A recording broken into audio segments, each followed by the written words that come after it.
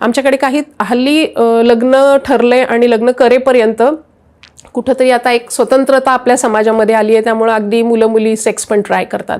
आणि जेव्हा ती मुलगी मुलाचं पेनिस पाहते तेव्हा ती म्हणते की अरे तुझं तर फारच छोटं आहे, आणि मग त्यालाही असं अपराधीपणाची भावना येते. आणि मग अशा वेळेस ते काहीतरी वाद होतो. मग नाही चला आता डॉक्टरांकडे जाऊ, सुदैवाने डॉक्टरांकडे जाऊ हे तरी त्यांना कळतं. आणि मग म्हटल्यावर मग मी त्या मुलीला विचारलं तू कुठे पाहिलंय, तर म्हणजे मी पॉर्नमध्ये पाहिलंय. तर इतकं दुर्दैव आहे आपल्याकडे की पॉर्नमध्ये इतकं अतिरंजित दाखवलेलं आहे. आणि आम्हाला तो गोबेल्सन्स लॉ कसा आहे ना, सगळं नेगेटिव्ह दाखवलं की असं वाटतं नाही हेच योग्य आहे.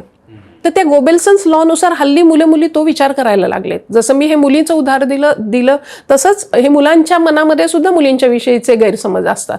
आता पॉर्नचा परिणाम किती भयंकर समाजामध्ये होतोय, तर त्याच्यामध्ये किती विकृत नातेसंबंध दाखवलेत. सासऱ्याचा सुनेशी संबंध आहे, सावत्र बहीण भावांचा आहे, दीर भावजयाचा आहे. अरे या नात्यांमध्ये या सगळ्यामुळे किती कलुषितता येते. म्हणजे नीतिमत्ता हा एक कुठेतरी समाजाचा किंवा आपल्या कुटुंब संस्थेचा पाया आहे. आपण याचा विचार करायला नको का? तर म्हणून हे पाहत असताना ते म्हणजेच प्रमाण हे मात्र लोकांनी करू नये. तुम्हाला अगदी उत्सुकता आहे, स्वतःची स्थिती काय आहे हे जर जाणून घ्यायचं असेल तर उत्तम गायनेकोलॉजिस्ट, उत्तम सेक्सॉलॉजिस्टकडे जा आणि या सगळ्याची आधी खात्री करून घ्या की काय योग्य आणि काय अयोग्य. म्हणजे नंतर तुमच्या सहजीवनामध्ये जे काही मोठे खड्डे पडणार आहेत किंवा मोठ्या समस्या येणार आहेत या निश्चित येणार नाहीत.